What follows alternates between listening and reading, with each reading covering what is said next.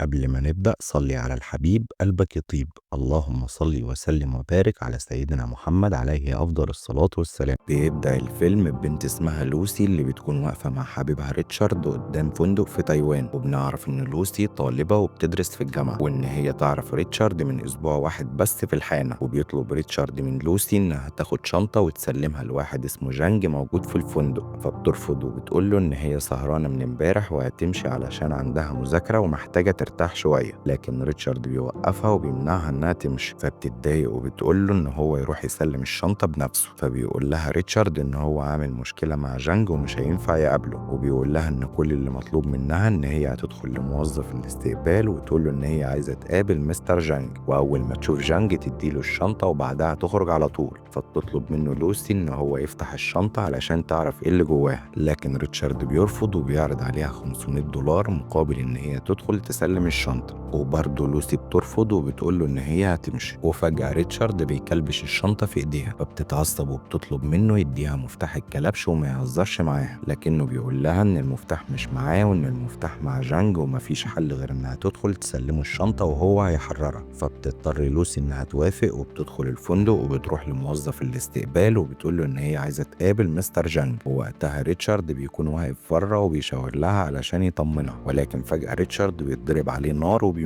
وبيجي رجالة جانج وبتقرب على لوسي، فبتتصدم لوسي من المنظر وبتترعب جدا. وبعدها رجالة جانج بيمسكوها وبياخدوها على الجناح اللي قاعد فيه جانج، وهناك بتشوف جثث لناس موجودة على الأرض، فبتترعب وبتنهار لأن هي مش فاهمة أي حاجة من اللي بتحصل. وبيخرج جانج من الأوضة وهو إيده كلها مليانة دم، وبنعرف إن هو زعيم عصابة كبير وبيتاجر في الممنوعات. وبتخاف لوسي منه وبتقول له إن هي جاية تسلمه الشنطة وتمشي، وبتفضل تترجاه إن هو ما يقتلهاش. لكن جانج ما بيكونش فاهمها لأنه بيتكلم لغة تانية، فبيتصل بمترجم وبيفتح السبيكر علشان يترجم كلامها. فبتطلب لوسي من المترجم إن هو يقول له إن هي ملهاش علاقة بأي حاجة، وإن ريتشارد هو اللي أجبرها إنها تاخد الشنطة علشان تسلمها له. فبيسألها عن الحاجة اللي موجودة جوه الشنطة، فبتقول له إن هي ما تعرفش إيه اللي جواها. فبيكتب جانج الرمز السري للشنطة على ورقة وبيطلب منها إنها تفتحها، وقبل ما تعمل كده بيسيبها وبيدخل أوضة تانية علشان يحمي نفسه، وده لأنه شاكك في ريتشارد وفاكر إن الشنطة موجود فيها متفجرات. وبيحتمي رجالته في دروع واقية علشان تحميهم من الانفجار، وبيرفعوا أسلحتهم على لوسي علشان تفتح الشنطة بالإجبار. وطبعا لوسي بتفتح الشنطة وهي في قمة رعبها، وبتكتشف إن الشنطة فيها أكياس ممنوعات لونها أزرق. فبيرجع لها جانج ورجالته وبياخد الشنطة وبيشوف الممنوعات، وبيجيب واحد مدمن وبيخليه يتعاطى الممنوعات وبيختبرها. وساعتها الراجل ده بيتعب وبتحصل له تشنجات، ولكن فجأة بيبدأ يضحك بطريقة هستيرية وبصوت عالي جدا، وصوته العالي ده بيستفز جانج فبيطلع مسدسه وبيخلص عليه. وبعدها بيعرض جانج على لوسي إنها تشتغل معاه، لكن لوسي بترفض وبتقول له إن هي عايزة تمشي. فبيضربها واحد من رجالته بقوة وبيغمى عليها. وبنروح لجامعة في باريس وبنشوف دكتور اسمه نورمان، واللي بيكون بيدي محاضرة وبيتكلم فيها عن القدرات العقلية للإنسان، وبيقول إن الإنسان قدر يطور قدرات عقله على مر السنين، من أول ما استخدم الصخور لإشعال النار لغاية ما عمل اختراعات مذهلة. وبيقول نورمان إن كل اللي بيستخدمه الإنسان من قدراته العقلية هو 10% بس، وبيقول إن الحيوانات تقدر تستخدم 5% بس من قدرات عقلها، والحيوان الوحيد اللي تفوق على الإنسان هو الدولفين، وده لأن الدولفين بيستخدم نسبة 20% من قدرات عقله. وبنرجع تاني للوسي واللي بتفوق على سرير وهي في أوضة في فندق، وبتكتشف ساعتها إن في جرح في بطنها، وبيدخل عليها واحد من رجالة جانج وبيديها هدوم علشان تلبسها، وبعدها بياخدها عند جانج. وهناك بيجي دكتور وبيقول لها ما تقلقش إن الجرح اللي في بطنها وإن هو هيخف في خلال شهر. فبتقول له إن هي مستغربة ليه أصلا في جرح في بطنها، فبيطمنها الدكتور إن هما ما خدوش أي أعضاء من جسمها، وبيعرفها بس إن هما حطوا كيس من الممنوعات جوه بطنها لأن جانج عايزة تهرب الممنوعات دي لدولة معينة في أوروبا. وبيعرفها إن الممنوعات دي اسمها CBH4. ووقتها رجالة جانج بيجيبوا 3 من المدمنين وبيكونوا حطوا في بطنهم أكياس ممنوعات زي لوسي، وبيدوهم جوازات سفر علشان كل واحد فيهم هيسافر لدولة معينة في أوروبا. وبيقول لهم الدكتور إن في حد هيقابلهم أول ما هيوصلوا، وده علشان يعمل لهم عملية وياخد منهم الممنوعات. وبيعرفوا إن الممنوعات دي مختلفة عن أي نوع تاني، لدرجة إن هي هتعمل طفرة في سوق الممنوعات الممنوعات في العالم كله، وبيأكد عليهم إن لو حد فيهم بلغ الشرطة فعيلته كلها هتموت. وبعدها رجالة جانج بيغطوا وشهم وبينقلوهم لمكان تاني. وبعدها بنشوف لوسي وهي مربوطة بسلاسل في جدار مكان تبع العصابة ومحبوسة، ووقتها بيتهجم عليها واحد من العصابة وبيكون عايز يقرب منها، لكن لوسي بتخبطه بالسلسلة فبتجرحه في ايده، ولكن الراجل بيتعصب وبيفضل يضربها في بطنها لحد ما زميله بيبعدوا عنها وبياخده وبيطلعوا بره. ومن كتر الضرب اللي اتعرضت للوسي بيتفتح كيس الممنوعات جوه بطنها، وبتنتشر كمية كبيرة من الممنوعات جوه جسمها لدرجة ان عيون لوسي فجأة بتتحول لونها ازرق زي لون الممنوعات. وبنعرف ان لوسي في الوقت ده اكتسبت قوة خارقة، القوة دي خلتها تستخدم قدرات عقلها بنسبة 20%. وبنروح في الوقت ده للدكتور نورمان في محاضرة بيشرحها، وبيقول إن لو في إنسان قدر يستخدم 20% من قدرات عقله هيبقى خارق، لأنه ساعتها يمتلك القدرة على السيطرة والتحكم في خلايا جسمه بالكامل. ولو النسبة دي وصلت ل 40% فوقتها الإنسان ممكن يتحكم في الكائنات اللي حواليه، وكمان ممكن يتحكم في المواد والسوائل وأي شيء موجود في الكون. فبيسألوا واحد من الطلاب اللي ممكن يحصل لو الإنسان قدر يستخدم 100% من قدرات عقله، فبيعجب نورمان بالسؤال وبيفضل يفكر في الإجابة، وفي النهاية بيقول إن هو ما عندوش فكرة إيه اللي ممكن يحصل وقتها. وبنرجع للوسي اللي بتفوق وبتكون قاعدة في الزنزانة وهادية جدا، وأول ما بيدخل عليها واحد من العصابة بيبصله بنظرات كلها إعجاب، فبيفهم إن هي عايزة تقرب منه، وبيحط سلاحه والمفتاح على الترابيزة وبيروح لها، لكنها بتضربه وبتاخد منه الحزام وبترميه على الأرض بقوة، وبتستخدم الحزام وبتقرب عليها الترابيزة وبتاخد المفتاح والمسدس، وبعدها بتحرر نفسها وبتخرج من المكان. ولما بتكون في الشارع بتشوف 2 سواقين تاكسي قدامها، فبتضرب واحد بالنار وبتجبر التاني يوصلها لأقرب مستشفى. وفي الطريق بتكون لوسي متفاجئة من قدراتها في القتال واستخدام السلاح بمهارة، وخصوصا إنها أول مرة تعمل كده في حياتها. وبتتفاجئ أكتر لما بتكتشف إن هي بتقدر تسمع الناس اللي بيتكلموا في الشارع مع إن هم بعيد عنها. ولما بتوصل المستشفى بتتفاجئ إنها فاهمة اللغة التايوانية وكمان بتفهم لغات تانية كتير. وبتدخل لوسي غرفة عمليات أثناء إجراء عملية لواحد مريض، وبتبص لوسي على الأشعة الخاصة بالمريض، وبتكتشف إن هي قادرة تفهم الأشعة كويس جدا، وبتفهم إن المريض ده عنده ورم في المخ والورم بينتشر بسرعة كبيرة. فبتطلع المسدس وبتقتل المريض وبتقعد مكانه، وبتطلب من الدكتور إن هو يفتح بطنها ويطلع كيس الممنوعات اللي جواه، وبتعرف إن هو ممكن يبدأ حالا لأن هي مش محتاجة تاخد بنج. فبينفذ الدكتور كلامها وهو في حالة من الصدمة والذهول. ووقتها بتستخدم لوسي تليفون الدكتور وبتتصل بأمها وبتقول لها إن هي حاسة بكل حاجة حواليها زي الهواء والجاذبية وحركة دوران الأرض، وبتقول لها كمان إن هي قادرة تفتكر كل حاجة حصلت لها في حياتها من وقت لما كانت لسه صغيرة جدا. وبتحكي لها لما كانت بتلعب مع قطتها ولما تعبت هي فضلت جنبها. فبتستغرب أمها وتقول لها إن هي مستحيل تكون فاكرة الحاجات دي، وده لأن وقتها هي كان عمرها سنة واحدة بس. فبتشكرها لوسي على كل لحظة هي اهتمت بيها فيها وبتنهي المكالمة. ووقتها بيكون الدكتور طلع كيس الممنوعات من بطنها وبيقول لها إن الكيس اتفتح وتسرب منه 5 جرام تقريبا جوه جسمها. فبتسأله لوسي عن الفترة اللي هياخدها جسمها علشان يطرد المادة منه، فبيطلب منها تعرفه نوع المادة علشان يقدر يجاوبها على السؤال. فبتقول له إن المادة دي اسمها CBH4. فبيقول لها إن دي مادة كيميائية بينتجها جسم الست الحامل علشان يتغذى بيها الطفل وهو جوه الرحم. وبيقول لها إنه سمع إن العلماء بيحاولوا يصنعوها ولكن ما كانش متوقع إن هم ينجحوا بالسرعة دي. وبالنسبة لتفاعل المادة مع جسمها فهو مستغرب إن هي لسه عايشة أصلا، وده لأن الكمية اللي اتسربت من الكيس لجسمها كفيلة إن هي تنهي حياتها في ثواني. وبعدها بتقرر لوسي إن هي تنتقم من جانج، فبتروح للفندق اللي هو نازل فيه وبتخلص على كل رجالته. ووقتها جانج بيكون حاطط السماعات في ودانه وقاعد بيسمع مزيكا. وأول ما لوسي بتدخل عليه بتخلي البنت اللي معاه تمشي، وبعدها بتقعد قدامه وهو لسه مش حاسس بيها. فبتطلع سكينتين وبتطعنهم في ايده وبتحط ايديها على راسه وبتستخدم قوتها الخارقة وبتدخل جوه عقله. ومن خلال ذاكرته بتشوف صور تذاكر الطيران الخاصة بالثلاث رجالة اللي كانوا معاها من شوية، وبالتالي بتعرف الدول اللي هم سافروا ليها. وبعدها بتمشي لوسي وبتسيب جانج وهو بيصرخ من شدة الألم، وبتروح لبيت صاحبتها كارول وبتستخدم الكمبيوتر بتاعها وبتفضل تدور على مقالات بتتكلم على تطور العقل البشري لحد ما بتوصل لأبحاث الدكتور نورمان، فبتتصل بيه وبتعرفه بنفسها وبتقول له إن هي قرت كل أبحاثه بالكامل. فبيستغرب نورمان وبيقول لها إن ده مستحيل يحصل، فبتقول له إن عقلها بيتطور بسرعة، ده غير إن الخلايا اللي في جسمها بتتكاثر بسرعة رهيبة. وبتعرفه إن هي أخدت كمية كبيرة من مادة CBH4، وبتقول له إن هي حاليا بتستخدم 28% من قدرات عقلها، والنسبة دي عمالة تزيد بمرور الوقت. وبسبب اللي حصل لها ده ما بقتش تحس بالجوع ولا بالألم، وبتقدر إن هي تتحكم في خلايا جسمها بالكامل، وكمان بتتحكم في البشر اللي حواليها، وكمان تقدر تتحكم في الطاقة بشكل كبير. وفجأة بتظهر على شاشة التلفزيون اللي قدامه، وبتظهر كمان على اللابتوب وعلى تليفونه، وبتقول له إن هي قدرت تفهم كمية كبيرة جدا من العلم والمعرفة في مجالات كتير وفي وقت قصير. وبتدي له أمثلة في الرياضيات والطب وعلوم الفضاء وغيرها كتير. وبتكمل كلامها وبتقول له إن هي مش عارفة تعمل إيه بكمية العلم والمعرفة اللي عندها. فبيقول لها نورمان إن أفضل حاجة تعملها إن هي تسجل كل حاجة وتسلمها لحد يكون مصدر ثقة. فبتتفق معاه إن هما يتقابلوا بعد 12 ساعة، وده علشان تسلمه نسخة من النظريات والأبحاث اللي هي تعرفها. وبعد ما بتنهي المكالمة مع نورمان بتطبع ورقة بيكون فيها وصفة طبية، وبتديها لكارول وبتقول لها تمشي على الوصفة دي لأن الكبد عندها بينهار وفي مرحلة متأخرة، وبتطلب منها إن هي تغير من طريقة أكلها لطريقة صحية، وبعدها هتتحسن في خلال وقت قصير وهتكون أحسن. وساعتها بتمشي لوسي وبتسيب صاحبتها وهي مصدومة من كلامها. وبعدها بتروح لوسي للمطار علشان تسافر لفرنسا، وفي نفس الوقت ده بتتعرض صورتها في الأخبار واللي بتقول إن الشرطة بتدور عليها بعد ما قتلت المريض في المستشفى. ووقتها بتغير لوسي شكلها علشان محدش يتعرف عليها، وبتتصل بضابط فرنسي واللي اسمه ريو، وبتقول له يمسك القلم الأحمر اللي قدامه ويكتب كل حاجة هتقولها له. وساعتها بنعرف إن قدرتها العقلية وصلت ل 30%. في اللحظة دي ريو بيكون مستغرب من كلامها، فبتطمنه لوسي وبتقول له إن هي مش بتراقبه، وبتوعده إن هو هيفهم كل حاجة في الوقت المناسب. وبتبلغه وقتها بأكياس الممنوعات المتهربة في أجسام الثلاث أشخاص اللي هيوصلوا لثلاث دول مختلفة في أوروبا، وبتعرفه إن واحد منهم هيروح فرنسا، وبتعرفه كمان كل بياناتهم وبتبعت له صور ليهم، وبتأكد عليه إن الممنوعات اللي في أجسامهم خطيرة جدا. فبيتواصل ريو مع شرطة الانتربول وبيبلغهم بكل حاجة، فبينسقوا مع شرطة الثلاث دول اللي قالت عليهم لوسي، وبيقدروا يقبضوا على الثلاث أشخاص بمجرد ما بيوصلوا للمطار كل دولة. أما لوسي فبتركب الطيارة وبتكتب كل معلومة هي عرفتها على اللابتوب بسرعة رهيبة، لكن المضيفة بتطلب منها تقفل الجهاز وتربط حزام الأمان لأن هم خلاص هينزلوا المطار. لكن لوسي بتتجاهل كلامها وبتطلب منها مشروب كحول، وبتقول لها تمسح مناخيرها اللي بتنزف من غير ما تبص لها، وفعلا مناخير المضيفة بتبدأ تنزف. وبعدها بيوصل المشروب وبتشربه لوسي، وبتكون بتحتفل بقدرتها على المعرفة، ولكن الكحول بيتفاعل مع المادة اللي جوه جسمها وبتوصل قدرتها العقلية ل 40%. وأول ما بتنزل الكاس بتشوف أسنانها واقعة في المشروب، وبعدها بتتفاجئ إن جسمها بيبدأ يتحلل. فبتجري لوسي بسرعة وبتدخل الحمام وبتقفل على نفسها. وقتها صوابعها بتختفي ووشها بيتحلل هو كمان، فبتطلع كيس المادة من شنطتها وبتاكل منه كمية كبيرة. وساعتها جسمها بيهدى وبيبدأ يرجع لوضعه الطبيعي، ولكن فجأة جسمها بيخرج منه طاقة رهيبة جدا وبتفقد الوعي. وهنا لوسي بتكون وصلت لنسبة 50% من قدراتها العقلية. وبعد شوية وقت بتفوق وبتلاقي نفسها في المستشفى، وبيكون الضابط ريو قاعد مستنيها مع الدكتور اللي متابع حالتها. لكن بتيجي الممرضة وتقول لهم إن لوسي فاقت. ولما بتخرج لوسي من الأوضة بتلاقي ريو وعدد كبير من الشرطة بيرفعوا عليها السلاح، لكن بإشارة واحدة منها بيقعوا كلهم على الأرض ما عدا ريو. وبتقرب منه لوسي وتفضي خزنة مسدسه من الرصاص وبتسأله عن الممنوعات، فبيقول لها إن الثلاث أشخاص في المستشفى يعملوا لهم عملية علشان يخرجوا الممنوعات من جسمهم. لكن لوسي بتقول له إن هي عايزة الممنوعات دي وإن هو لازم يساعدها. وبعدها بتاخده وبيروحوا يركبوا عربيته. وساعتها بتستخدم لوسي قدراتها وبتتجسس على مكالمة بين جانج والمساعد بتاعه اللي اسمه جي، وبتعرف وقتها إن رجالة جانج رايحين على المستشفى اللي فيها الثلاث أشخاص علشان ياخدوا منهم الممنوعات ويقتلوهم. فبتتحرك بالعربية بسرعة كبيرة جدا علشان تلحقهم. ولما بتشوف ريو خايف بتقول له إن هي أول مرة تسوق عربية. وفي الناحية التانية بيوصل جي ورجالته للمستشفى وبيخلصوا على كل أفراد الشرطة اللي بيحرسوا الثلاث أشخاص، وبعدها بيقتلوهم وبيخرجوا أكياس الممنوعات من أجسامهم. لكن وهم ماشيين بيلاقوا لوسي واقفة قدامهم، وساعتها بيكون عقلها وصل ل 60% من قدراته، وبتصنع حاجز شفاف قدام جي ورجالته علشان ما يقدروش يهربوا.